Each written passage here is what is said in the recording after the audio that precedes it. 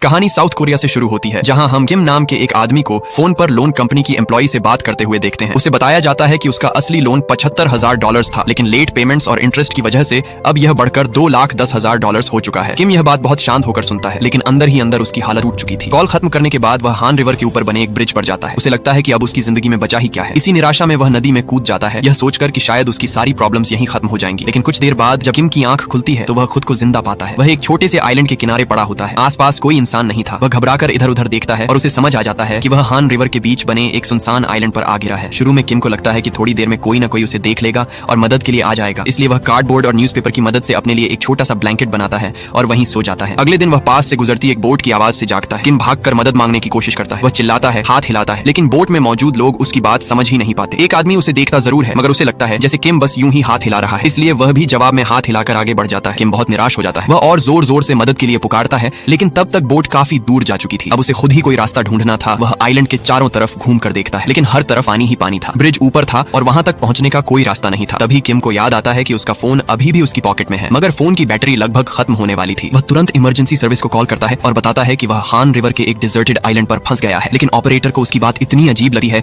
कि वह उसे मजाक समझ लेती है। किम उसे समझाने की कोशिश करता है कि वह सच बोल रहा है, लेकिन कॉल कट जाती है। इसके बाद किम अपनी कॉन्टैक्ट लिस्ट देखता है कि अब किससे मदद मांगी जाए। तभी उसे अपनी एक्स गर्लफ्रेंड सुजुंग का नंबर दिखता है। वह उसे कॉल करता है, लेकिन सुजुंग अभी भी ब्रेकअप की वजह से उससे नाराज थी। किम कुछ समझा पाता उससे पहले ही वह कॉल काट देती है। फिर अचानक किम को एक और कॉल आती है। इस बार फोन पर एक सेल्स गर्ल थी जो उसे नया कॉलिंग प्लान बेचने की कोशिश कर रही थी। किम बार बार उसे बताता है कि वह आइलैंड पर फंसा हुआ है और उसे 911 पर कॉल करने को कहता है, लेकिन वह लड़की अपनी बात जारी रखती है। और इसी बीच किम के फोन की बैटरी पूरी तरह खत्म हो जाती है। अब किम के पास सिर्फ एक ही रास्ता बचता है। वह नदी पार करने की कोशिश करता है। वह पानी में उतरता है और धीरे धीरे आगे बढ़ता है, लेकिन जैसे ही वह गहरे हिस्से में पहुंचता है उसकी हालत खराब हो जाती है। दरअसल किम को स्विमिंग आती ही नहीं थी। वह पानी में हाथ पैर मारने लगा है और लगभग डूबने ही वाला होता है, लेकिन किसी तरह वह वापस किनारे पर लौट आता है। अब उसके पास न फोन था न मदद मांगने का कोई तरीका। थकर वह अपने पुराने फैसले की तरफ लौटता है। उसे एक लंबा पेड़ दिखता है। वह अपनी टाई को रोप की तरह बांधता है, एक पत्थर पर खड़ा होता है और टाई अपने गले में डाल लेता है। लेकिन जैसे ही वह अपने पैर के नीचे से पत्थर हटाने वाला होता है, अचानक उसका मन बदल जाता है। वह टाई उतार देता है। उसी समय उसके पेट में भूख की वजह से दर्द उठता है। तभी उसकी नजर अपने सामने लगे लाल फूलों पर पड़ती है। ये साल्विया फ्लावर्स थे। किम ने सालों से उन्हें टेस्ट नहीं किया था। वह एक फूल तोड़कर छकता है। उसका टेस्ट इतना मीठा होता है कि उसकी आंखों में आंसू आ जाते हैं। उसे एहसास होता है कि जिंदगी में अब भी छोटी छोटी चीजें बची हुई हैं। यह महसूस करने के बाद किम खड़ा होता है और सोचता है कि मरना तो बाद में भी हो सकता है। अभी उसे इस आइलैंड पर सर्वाइव करना होगा जब तक किसी तरह मदद नहीं आ जाती। इसके बाद वह खुद को संभालता है। वह नदी का पानी पीता है। जंगल में उसे कुछ मशरूम्स मिलते हैं और वह उन्हें खाने लगता है। फिर वह लकड़ियां इकट्ठी करता है और पूरी शाम फायर जलाने की कोशिश में लगा रहता है ताकि रात में ठंड से बच सके। कुछ देर बाद किम अपनी पॉकेट और वॉलेट चेक करता है। उसके पास कई क्रेडिट कार्ड्स थे जिनके बिल्स भरना अभी बाकी थे। वह एक एक करके उन कार्ड्स को देखता है और समझ जाता है कि शहर में ये कार्ड्स उसकी परेशानी की वजह थे, मगर इस आइलैंड पर उनकी कोई कीमत नहीं थी। गुस्से में वह उन कार्ड्स को फेंक देता है। पहली बार उसे